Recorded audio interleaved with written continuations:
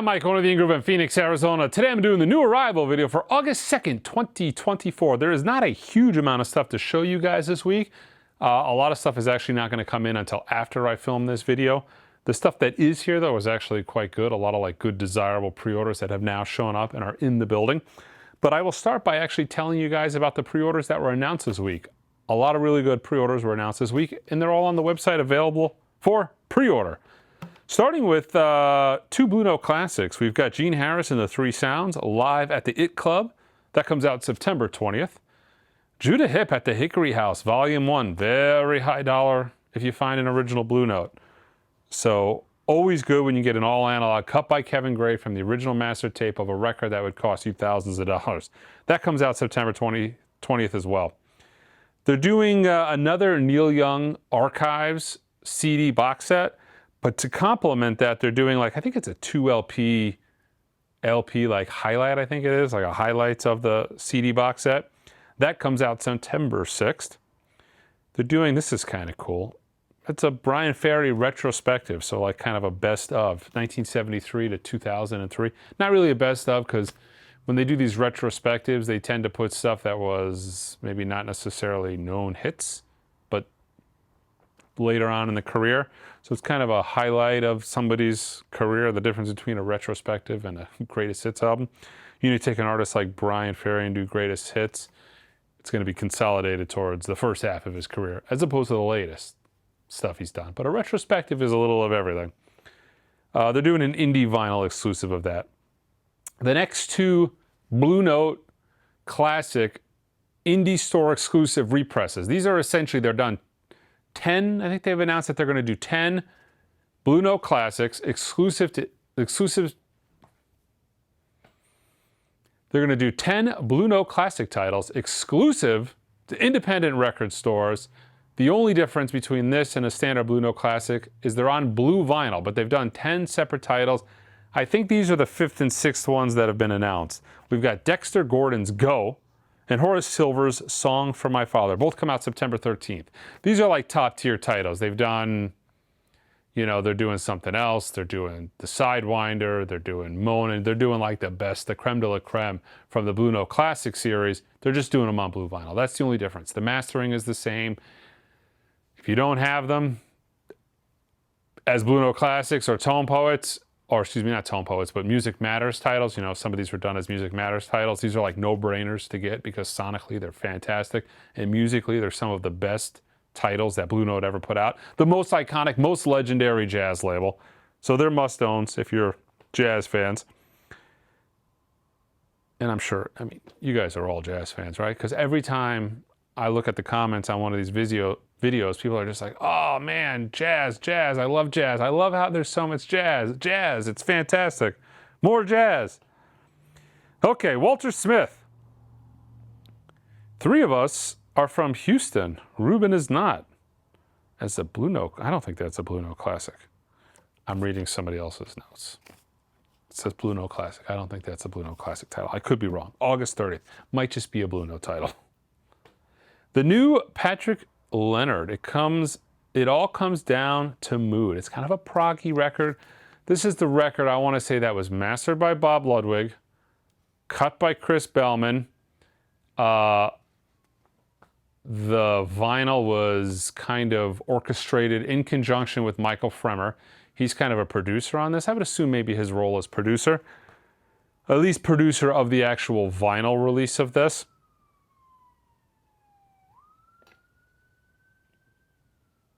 Exciting going on here at the ambulance fire truck going by. So,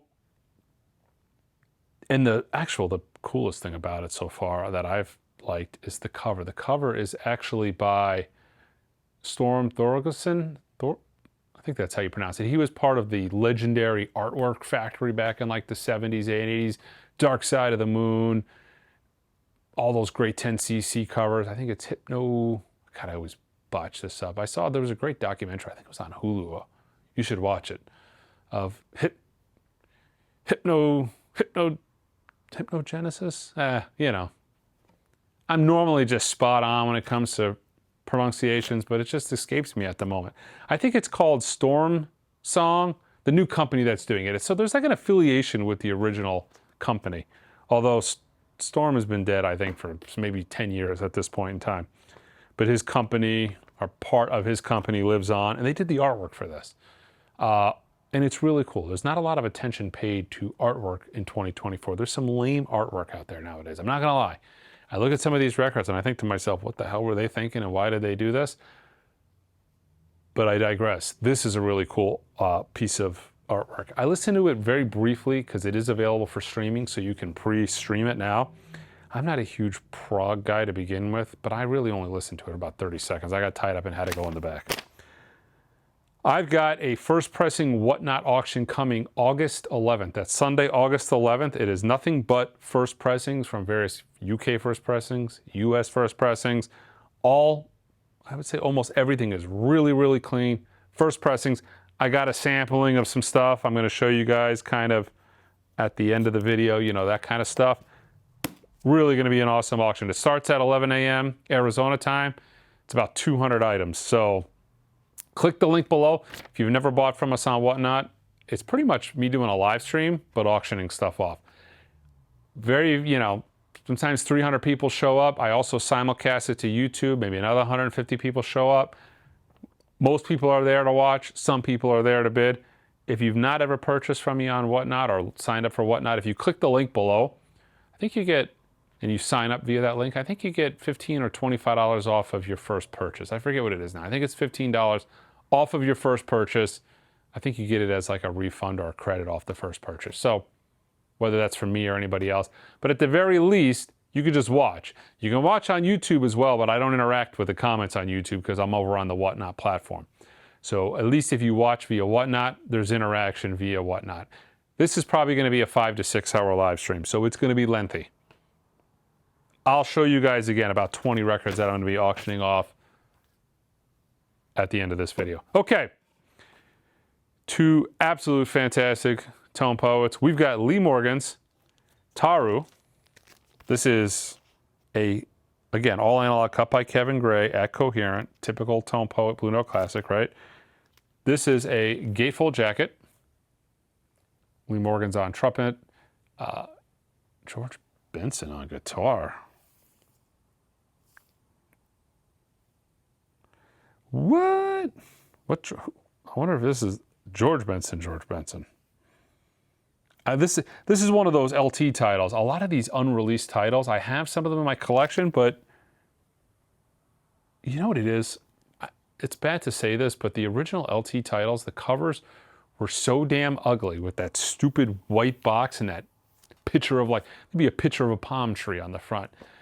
They're so visually uninspiring that I never really paid as much attention to those records as I should have. It wasn't until the Japanese went back and redid some of the covers, or these tone poets came back and redone some of those covers, that actually, like, I look at this and I say to myself, man, this looks, I want to listen to this record. But some of those originals were just so awful. I have them, but I pull them off the shelf. I'm like, I don't want to listen to that. Oh, Matador, even though, you know what I mean? It's just, same thing with a better cover. But I'm going to have to look into this. I'm just not that familiar with this album. Taru. And another Blue Note tone poet. We've got Bobby Hutcherson's Medina. This is also, both of these titles this week are LT titles, which are, the LT series was, I think they started coming out with them in the 80s. This is a vault series. So essentially a bunch of Blue Note titles that were shelved, put in the vaults. I think it changed hands. It went from Liberty to United Artists, and at some point in time, one of those changing hands, they said, let's cream the vaults and release a bunch of stuff and make some ducats. And that's what they did. So I think it was around the early 80s, maybe mid 80s, you started seeing all these LT releases. There was a lot of killer titles that for some reason just never came out, but they came out as LT titles, but they came out with absolutely atrocious, stupid covers. And yeah, I'm glad they're not doing that now. But this is not a gatefold. This is, what an awesome picture this is. Look how fantastic. Like this, Harold Land's on this too. How, like, you look at this cover and you're, oh man, I wanna listen to this. Look, that's awesome. This looks like it was officially released in 1980. Yeah, both of these were 1980. Okay, the next in the Verve Acoustic Sound Series are doing Diana Krall's The Look of Love. This is a double. Press that QRP. Who did the mastering on this? Most of the mastering on these have been Ryan Smith. I don't know who's doing the mastering on these, though. Probably Ryan Smith. Well, you know what? The record's right here. We can just find out. Really nice gatefold. Look at beautiful cover. It's great to have just these standard, not an audiophile record, not an audiophile label, not a specialty label, but just straight from Verve. Bernie Grundman did this, actually. So this is a Bernie Grundman cut. Diana Krall, The Look of Love. But it's fantastic to be able to just get these, boom, right from Verve directly. Verve, Universal. They're all, all the Impulse, Blue Note, Capitol stuff, all owned by the same umbrella company. But yeah, this series has been fantastic. That art looks fantastic as well. They did a really good job on this. I'm not a huge Diana Krall fan. I'm not a huge female vocal fan. I think I've told you guys this in the past. I don't really know what to tell you guys about this record. Yeah. Michel Negrocello, No More Water, The Gospel of James Baldwin. I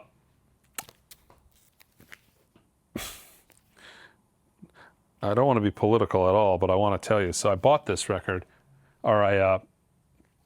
something happened. There was a mistake that was made. We pre-ordered it. We sold a couple copies, but it's not been a good seller.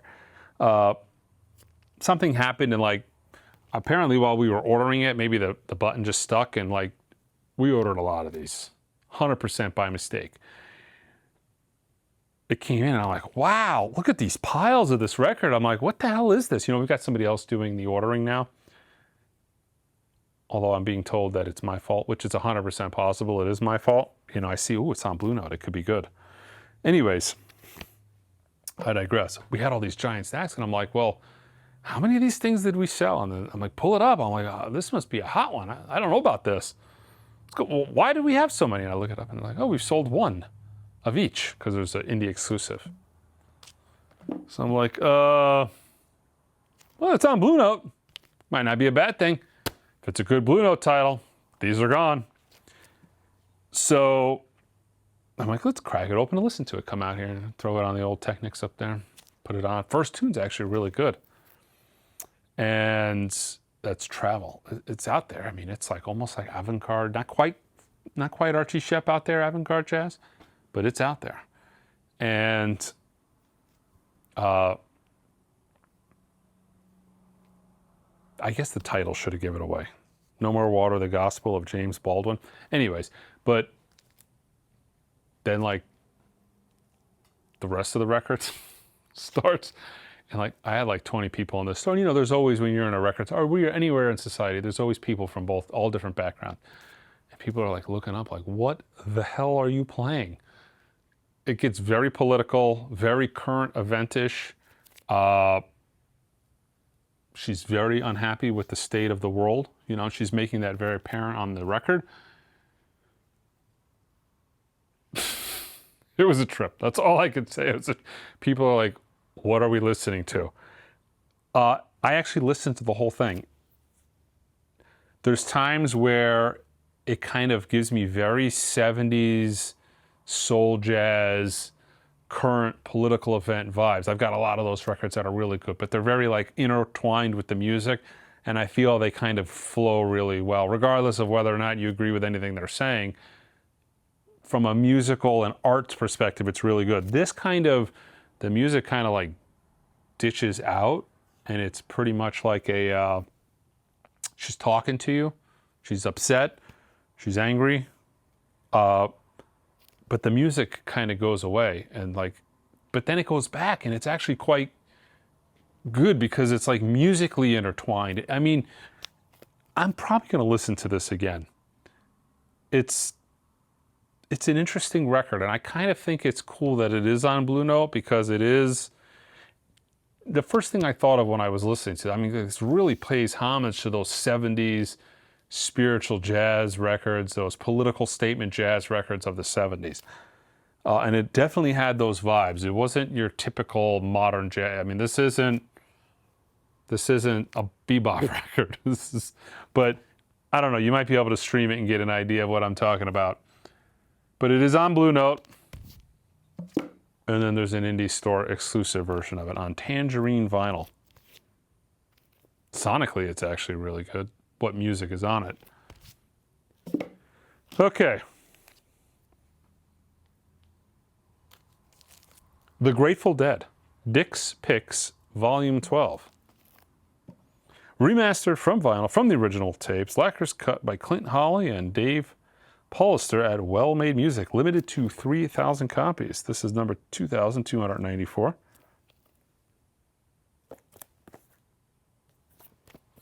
Rebecca Pigeon on Chesky Records. This is a retrospective. Lacquer cut from High Res Audio, the best of Rebecca Pigeon. So this is the best of. Chesky, one of those old school audiophile labels, and I mean, you know, 90s. David Ruffin. Oh, love David. This is from Third Man.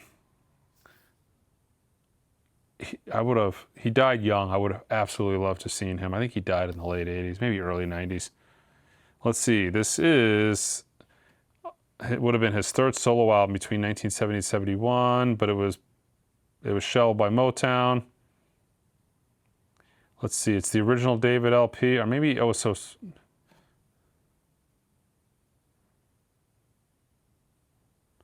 a lot of bonus tracks in this. First time ever on vinyl.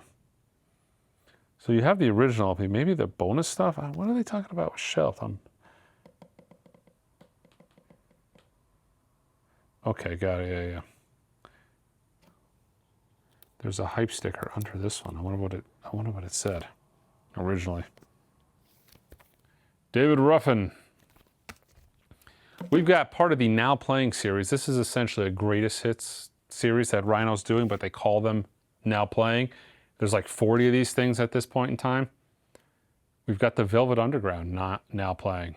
This looks really good too. A couple live tracks on here too. You've got some of the Max's Kansas City on here. Waiting for the Man, Femme Fatale, I'll Be Your Mirror.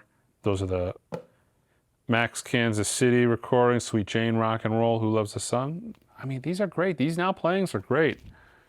Man, the Frankie Valli and the Four Seasons, the 60s, and then the solo Frankie Valli from last week. I sold a ton of those. Lemuel, Don't Suppose. This has the Never Ending Story on it, yeah? Yeah, featuring the hit Never Ending Story on recycled lavender vinyl. Ooh, recycled lavender vinyl. I'll tell you what, that Never Ending Story is like a $100 record if you can find it.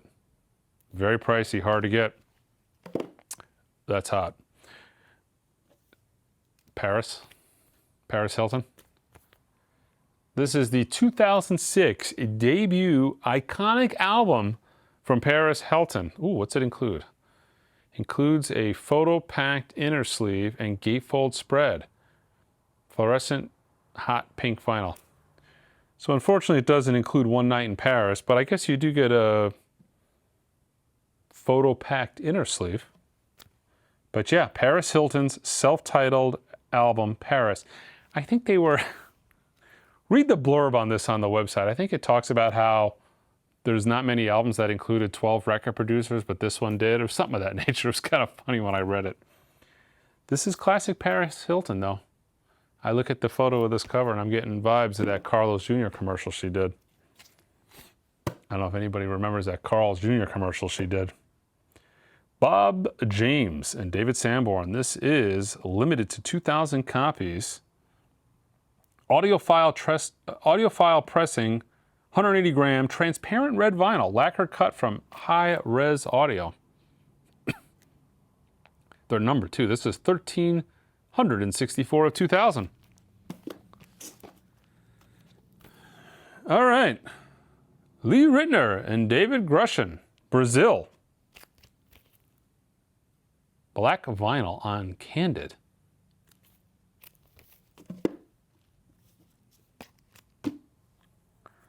Odesza, The Last Goodbye Tour, live. 3 LP. Really well done.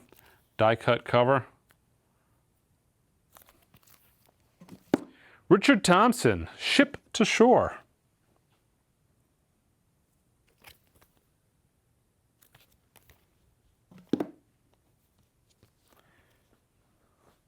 Tom York, Confidenza, the original soundtrack, indie exclusive on cream vinyl.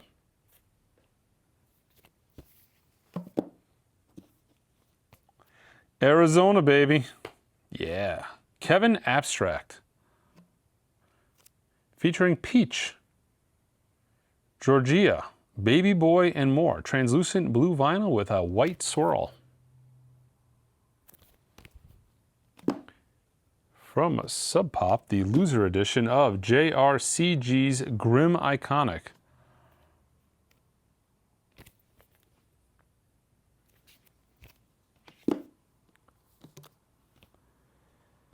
Music from Secession. The London Music Works. 1 LP on sea blue vinyl.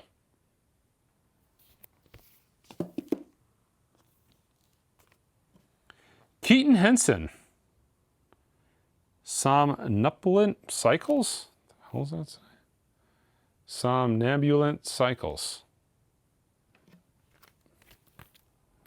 Okay. Mia Kala. Paper Planes. It's on this record. I've listened to this record. I really think Paper Planes is a good tune. The rest of this record is really hard to listen to for me anyways. Paper Planes, good. The rest of this, ugh.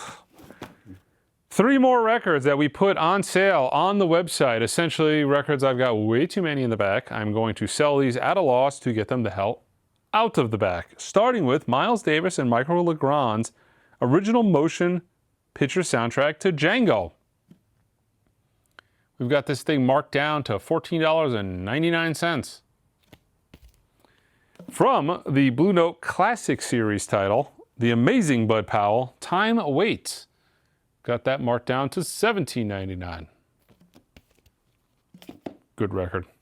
Lou Reed's New York on, this is the Rocktober clear vinyl exclusive. Let's see, remastered on 2 LPs, so they kind of stretched out for some sonic fidelity enhancement. Got this thing marked down from $34.99 to $26.99. Okay, let me show you guys some of the records that I'm going to be putting up on the first pressing auction. Again, go click the link below. You can see everything that's listed. I think I've got 160 items so far, maybe more. See everything that's listed. Excuse me. And you can also see the condition. The information is all listed already. I'm pretty sure this is a in-shrink Robert Ludwig cut AC/DC Back in Black. Beautiful first pressing of the Kings Village Green Preservation Society on the Reprise two-tone label.